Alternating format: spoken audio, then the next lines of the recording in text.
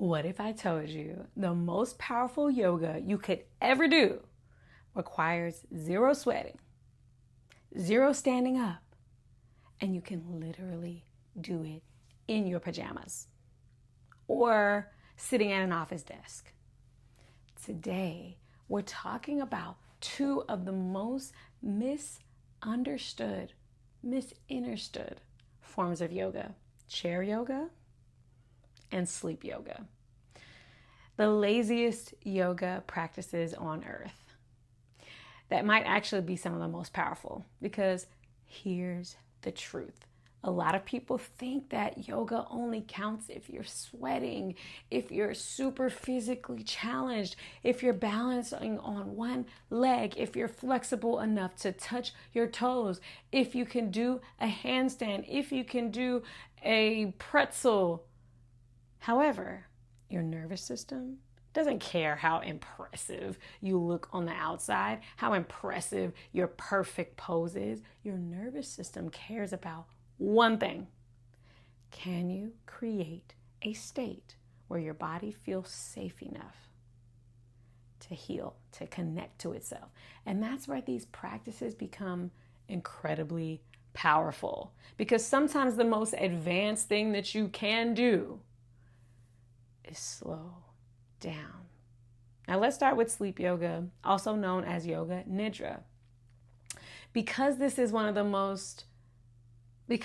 one surprises people the most, you're telling me that I can lie down, close my eyes, and call that yoga? Yes, you can. Because yoga was never only about movement. In fact, yoga is only 1/8 movement when we look at the 8 limbs of yoga. Yoga is about awareness, connection. It's about training your relationship with your body, your breath, your mind. And yoga nidra, or yoga nidra as we say in the South, is one of the most powerful examples of that. During a normal day, many of us are constantly stuck in a state of doing. To-do lists, emails, deadlines, notifications, responsibilities, going. Our nervous system is constantly receiving signals that say, stay alert, be productive, don't stop, search for the dopamine, the serotonin. But our body was not designed to live in that state all the time. We need moments where we shift from survival mode into restoration mode. That's what yoga nidra helps create. Based on deep rest, research shows that yoga nidra can allow the brain to slower brain states associated with relaxation and restoration. The same types of brain waves we experience during deep sleep. And that's what makes it fascinating. You can access these states while still maintaining a level of awareness. You're resting, but you're not completely unconscious. That's why some scientists and researchers have started referring to similar practices as NSDR, or non-sleep deep rest. Because sometimes your body doesn't need more stimulation. It needs recovery. It needs space. It needs permission to reset, to rest. And this is especially important today because so many people are exhausted but don't know how to rest. They sleep, but they wake up tired. They take vacations, but they come back needing a vacation from their vacation because they're so stressed. They sit down, but their mind never stops running. Yoga Nidra teaches your body something incredibly important. You're allowed to pause. Now, let's talk about chair yoga, because this one also gets misunderstood. A lot of people hear chair yoga and immediately think that's only for older people. That's only for people who are wheelchair users.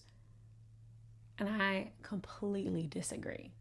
Chair yoga is not about limitation. It's about accessibility. It's about meeting your body where it is. Think about how many people spend their entire day sitting.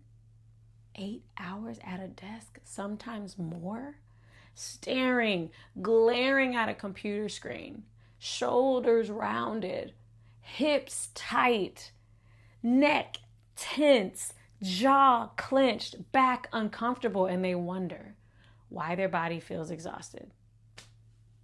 Your body is communicating with you. Chair yoga creates an opportunity to listen, because when you remove the fear of falling, your nervous system can relax. When you practice in that position and you have relaxation in that shape, you can teach your muscles how to remember. You're not worried about balance while you're doing it. You don't have to worry about keeping up while you're doing it. You can focus on your breath, on your mobility, on your alignment, on your connection. Simple movements like seated twists, spinal movements, gentle stretches, they help so many people reconnect with areas of their body that they've been ignoring all day. And this is why I believe chair yoga is one of the most underrated tools for workplaces. Imagine being able to reset your body in the middle of a stressful workday, in the middle of a stressful meeting, in the middle of a stressful conversation. No need to change clothes, no need to drive somewhere, no hour-long commitment. Just a few minutes to breathe, to move, to come back to yourself. Because stress doesn't only live in your mind, it lives in your shoulders, in your jaw. You might be clenching right now. It lives in your breathing patterns, your posture, your nervous system. Sometimes the most productive thing that you can do is take a moment to rest, to reset. And here's what I love both about chair yoga and about sleep yoga. They remove the excuse that yoga isn't for you. You don't have to be flexible. You could be fresh out of surgery. You don't have to be athletic. You could be in the middle of a physical crisis. You don't have to look a certain way. You don't have to fit into a specific image. Yoga meets you exactly where you are. And sometimes where you are is tired. Sometimes where you are is stressed. Sometimes where you are is sitting at your desk wondering how you're going to make it through the rest of the day. And that's okay. Because yoga isn't about forcing your body to perform. It's about learning how to support your body. For me, after I was diagnosed with lupus in 2009, yoga became a reminder that healing isn't always about doing more.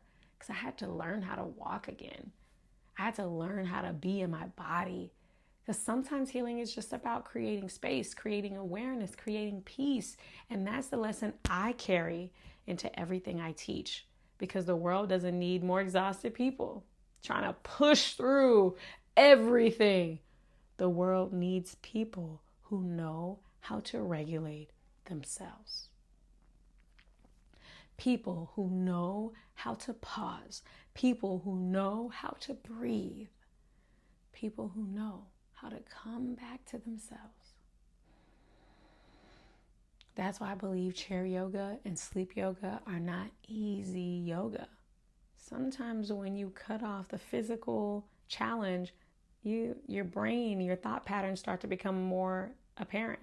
So these are intelligent yoga practices that understand the human nervous system. They're practices that make yoga more accessible to more people. And maybe the most powerful yoga isn't always the yoga that looks the hardest.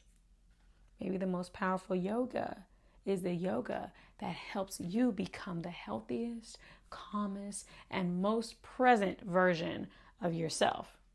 That's why my mission has become so much bigger than physical yoga and poses. My mission is to spread world peace through inner peace. Because a more peaceful world begins with people who know how to find peace within themselves. So if you're a yoga teacher, yes, keep doing that. If you're an aspiring teacher, yes, keep studying. If you're someone who desires to create an impact positively through yoga, then join us on Sunday, 7 p.m. EST. I teach a free session where we discuss how yoga can become a vehicle for leadership, opportunity, and meaningful change. The details, check them out in the caption. If you're joining us, bring your notebook, bring your questions, and bring your curiosity about making the world a better place. Because sometimes the deepest transformation begins when we finally allow ourselves to rest. I'll see you in class. Peace.